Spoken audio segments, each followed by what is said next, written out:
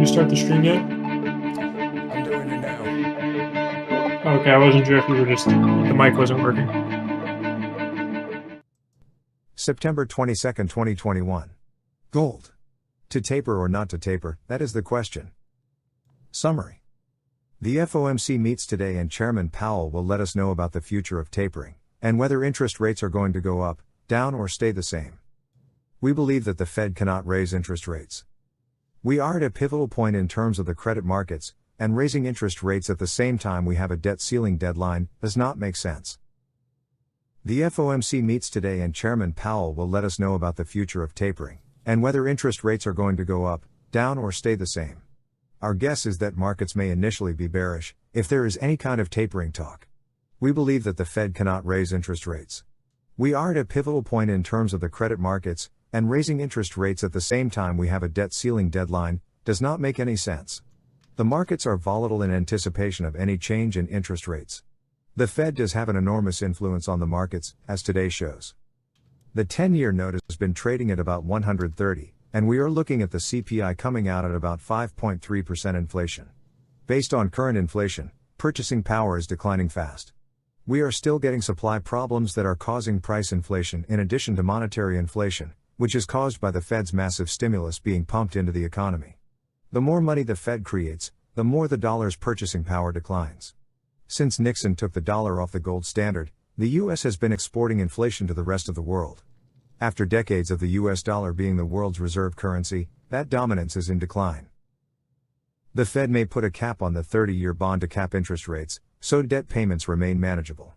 In terms of inflation, we are in a situation similar to the 1970s, but we didn't have such debt levels then as we do today. In the 1970s, Chairman Volcker raised interest rates into double digits, but if that was done today, the defaults on loans would destroy the global economic system. With inflation rates where they are, we are in the land of negative interest rates already. Even if interest rates went up 1%, the increase in debt payments would cause defaults around the world. If anything, the Fed may need to bring interest rates even lower into even more negative territory when inflation is taken into account. It is unclear how we are going to be able to continue to take on more and more debt, while printing money to pay the interest. Fiat currencies, such as the dollar, which is solely based on trust in the government, are in dire straits. We are still dealing with the Delta variant and there are still labor shortages. Government support may be contributing to the labor shortages, although there is some discussion of a universal wage for everyone. We could be in the midst of some major changes in the world's economic structure. One solution to the declining purchasing power of the dollar is to slowly end tapering, which if Powell announces that today would be a surprise. Whether it is the time now to do that is highly debatable, especially with Evergrande possibly defaulting on $400 billion of real estate in China. Given China's questionable reporting practices, the amount is probably far more than the announced amount. Could this lead to a spreading contagion? Will China be the catalyst that starts a widespread collapse? It could happen quickly and suddenly. Or it might be contained to China. Our belief that interest rates will not go up. It is impossible for them to go up at this point. The Fed can't even consider raising interest rates, since doing so would cause massive sell-offs in equity markets around the world. They also can't end tapering, or the markets will plunge, which the Fed does not want. At this point, there is little the Fed can do. The Fed may talk about raising rates and slowing tapering, but such talk may be a tactic to attempt to slow inflation. Money continues to pour into precious metals, fine art, real estate, and other hard assets. Price and monetary inflation are not temporary. They are here for a while. That is why money is pouring into hard assets in an attempt to avoid losing value in relation to inflation. Even though stocks, real estate, Bitcoin, and other assets are rising fast, much of that increase is due to the declining value of the dollar in which such assets are priced. The Fed says that inflation is temporary. It does not seem to be that way. The economic system is changing and is coming to the end of a 40-year cycle that signifies a change from the US dollar dominating the system to a new system with multiple currencies and assets serving as the world's reserve currency. The IMF is preparing additional capital to countries that may require it. The IMF is expecting more crises, especially in third world countries. The IMF is making available trillions of dollars in special drawing rights, SDRs, as a currency to back up central banks around the world. SDRs appear to be being used as another currency of sorts. There is some concern that SDRs may replace gold, But gold has been around for thousands of years as an asset and currency. It seems highly unlikely that gold will ever go away as a currency and asset. All of these factors are increasing interest in precious metals. Such fundamentals are bound to increase the price of gold and silver in the long term. Every time precious metals have a correction, we buy physical gold and silver on a steady basis for the long term. Precious metals are critical to preserving your wealth for the long term. Unlike the dollar and other fiat currencies, or even Bitcoin, which is so volatile as to make it a highly questionable long-term asset, gold and silver have a long history of maintaining their value, especially in times of crisis and change, like we are experiencing today. We recommend taking advantage of pullbacks in gold and silver to add to your long-term position in precious metals. If in response to the Fed meeting gold moves down to $1,761 or even $1,748, the variable changing price momentum indicator, VCPMI, by 1 and 2 levels, then it will be an excellent time to buy. If that happens, then the targets will be the VCPMI sell 1 level of $1,794 and the sell 2 level of $1,835.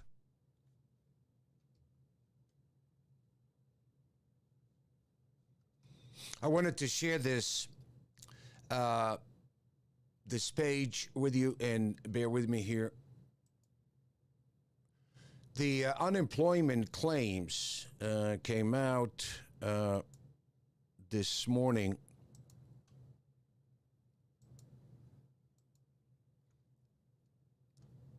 And they were, in U.S. initial jobless claims unexpectedly rose for the week. The initial unemployment claims in regular state programs rose to 351,000 in the week ended September 18. The Labor Department data showed Thursday. The median estimate in a Bloomberg survey of economists called for a decrease to 320,000 new applications. Continuing claims for state benefit increased to 2.8 million in the week ended September 11. The rise in claims reflects the volatility in weekly data as the figure has broadly declined throughout the economic recovery. Looking ahead, the economic growth is expected to slow in the third quarter amid a pullback in stimulus spending. The end of federal pandemic benefits has not yet led to an increase in job applications, according to employers across industries. Let's take a look at the 10-year note.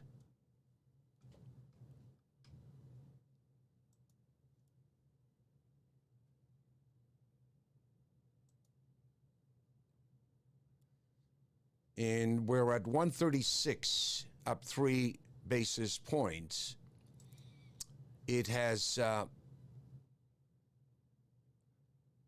risen slightly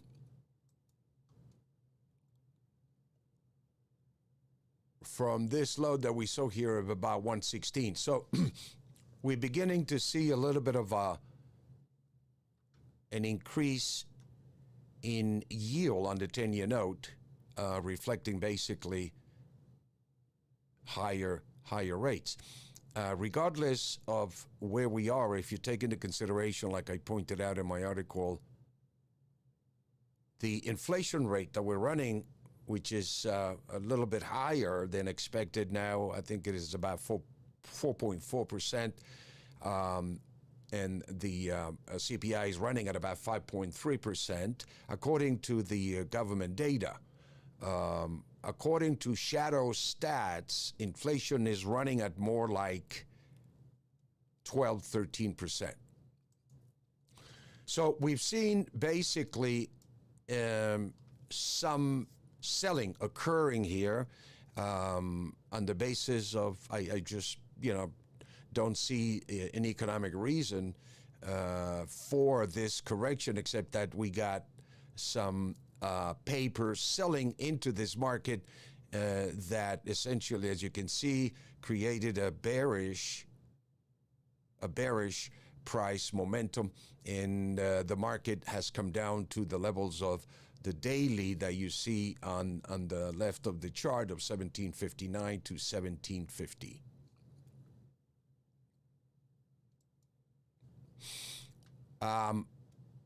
If we take a look at these levels here, we are entering a high probability level where potentially a reversion can unfold. What we're doing is we're taking into account, I just showed you all these confusing fundamentals that essentially do not even reflect in real market conditions. The gold market, the precious metals markets are completely skewed in its price discovery. Completely, I would say, suppressed in the actual value of its mean in relation to commodities. We've risen fantastically over the last year, in some cases 50, 60% in commodity prices. But the question is this transitory? And there's a school of thought that indicates the possibility that we might be entering into some kind of deflationary cycle that essentially is going to create a tremendous slowdown in the economy. The supply issues that we're having right now, particularly with transportation, which seems to be exasperating the problem a lot worse than what we may think. There are ships that are basically can't deliver. They're stuck. And so we're beginning to potentially see the possibility that we may have a real dark Christmas. A lot of companies are not expected to meet the kind of demand that's in the market right now. The market is flooded with stimulus money, and that money is looking for assets to invest. And obviously, you can see the stock market is one of those assets, and an alternative asset that has been created, Bitcoin, is obviously on the forefront of all these digital assets. So there is going to be, I believe, a great deal of volatility in confusion fundamentally as we recalibrate into this new economy and we begin to see clearly, more or less, where we are. Let me adjust this.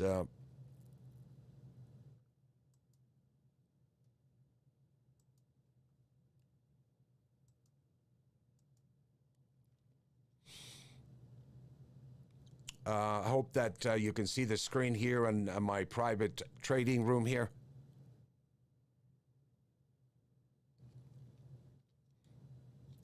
I am sharing this live session for you, self-directed traders that are joining me. I appreciate all your comments and support that you've given me, and I'm using basically this opportunity, this platform, which is really amazing that we can share this intelligence live, and we can pretty much see how we are taking advantage of it, how I'm trading this intelligence in a real market condition.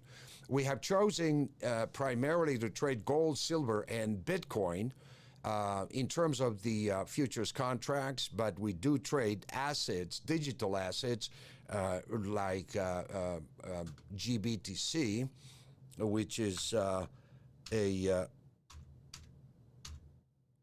Grayscale Bitcoin Investment Trust, which is basically a trust that has been trading here for a little longer than most of these other instruments, and it's the Bitcoin Trust, the Grayscale Bitcoin Trust.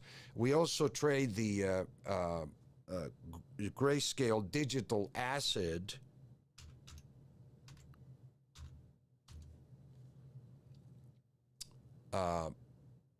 which is a diversified trust, a diversified fund that trades digital currency. So these are regulated instruments, and I've been recommending that if you're going to trade into that market, at least trade the regulated instruments until the transparency becomes clear as far as what regulations are going to be applied. So it is a volatile market. It is I believe, one of the most volatile markets that we have right now, and it's because regulation has not yet been implemented. So we do have an interest in building assets and some of these great opportunities here. But for the benefit of this live trading show here, I'm showing you how I'm trading this fundamental information and how I'm applying it basically in the real market conditions in trading in the gold market. So let's get into the analysis here. And what we have seen here is the market come down to activate the 1750 area, and it went long here. For my traders in my Discord trading room, you are long on the gold at 1750. It has activated a buy signal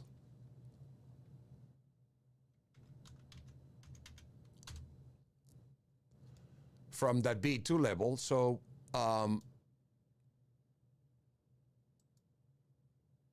we're going to buy a long position. Order filled. At the market, and we are long gold at 1753.70. Now, when you enter in this position, or when you activate a trade, a real trade using the VCPMI, that gives you the entry point here that told you get long. When you get long, you have 3 levels of stop protection below. You can use the closest entry point level or pivot point. In this case, it's 1760. I'm sorry, the second level basically that we're looking at is, let me see here, my other chart. The 1750 area, it's activated. You can see a little more clear here, and this is why I trade this chart. I use this chart to teach and coach and trade. So it gives me a little more of the chart format that I'm looking for to see. And here we can see we activated a buy trigger at 1753. You can use initially a close below 1750. That's the most conservative stop. And that is the first stop, particularly if you're using from the buy to level. A close below 1750, you want to get out. It is extremely oversold. It is into the highest probability mathematically that is indicating that this is a 95% probability factor that if activated, in this case it did, and this is the logic, this is the trigger point, this is the algorithm telling us to buy here. And automatically your level below is your protective level, and you can begin to use the levels above your entry point as your targets. So the first target that we're looking at is 1759. And then the next target above is the daily average, which is the 1774. Now, you can integrate the weekly data as well. And in this case, we're looking at the average of the weekly at 1770. So let's come back here for a minute, and you can see the logic of the algorithm is very precise in that it creates a structure for you. As a day trader, you don't want to be guessing, what the fundamentals are doing. As you can see, the fundamentals are contradictory to what the market wants to do mathematically. And this selling here, this supply here, was basically anticipated by the fact that the market closed below the average, not only daily, but also on the weekly. And it activated a bearish price momentum. The bearish price momentum is the velocity of the price within the bigger trend, which is the trend momentum. And we use the 9-day, 9-week, 9-month moving average basically to identify those trends. So the price action basically is the velocity within that bigger trend. And if we look at the bigger trend in terms of gold, it's pretty clear that we are trading in this uptrend channel from a low of 1673 that was made back in March 8th of this year to the high that we made about 1920 in that area, and activated a bearish trend coming down, testing once again the lows or the Fibonacci completion of 61.8% retracement that you see here, and reverting aggressively to the upside. And this is what the AI tells you, that down here, when the market is in blue, in the price, expect a high probability that we are going to see buyers come in. And the buyers are going to be stronger than the supply that was sold, in addition to short covering, obviously, down here.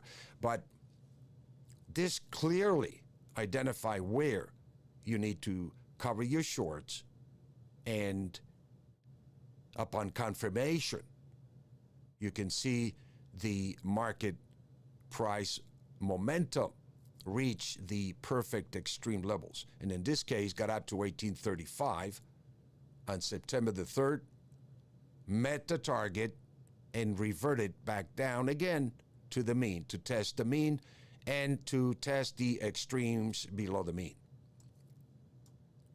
But what you'll notice is that we trade within a structure, a perfect Fibonacci structure, and we're basically are identifying where the extreme levels of speculation come into the market. And right now, the market is indicating that that speculation is into this area of 1759 to 1750. 1750 has activated our trigger point, and we are long on the gold at 1753. We have a stop at 1750 on a close basis. So this is how clear my trading is using the VCPMI. When you execute the VCPMI, you put away the fundamentals. You can't account for in the VCPMI the fundamentals, because the VCPMI has already taken into account in the price. And coming down to where the code is telling us, or the algo is telling us, this is a maximum 95% relative implied volatility to the mean of 1770.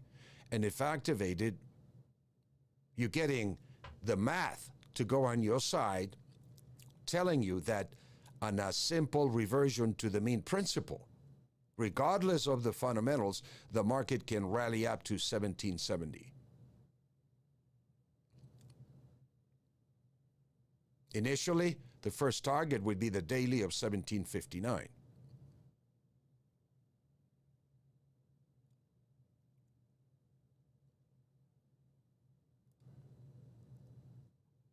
I have tried here specifically to identify for you the process that I go through as a trader, self-directed trader, by taking into account the fundamental picture, the economic picture, and how it applies to price action.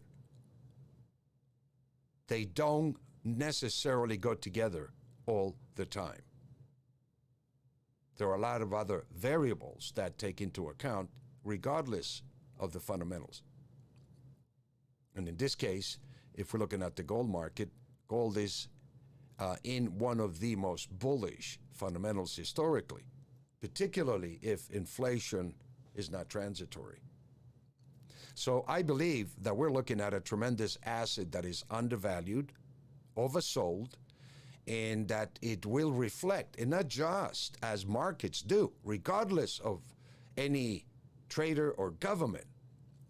No trader or government is bigger than the market. The markets will do what they need to do when they need to do it, and I believe the gold and silver markets are way, way behind the rest of the markets. So let's continue to see what these markets are telling us and continue to follow the VCPMI, the Variable Changing Price Momentum Indicator. Thank you again, everybody, for this opportunity here to share this incredible intelligence with you here, and I really hope that you're making some sense of it and taking advantage of it. Take care of yourself. Have a great trading day. I'll talk to you soon.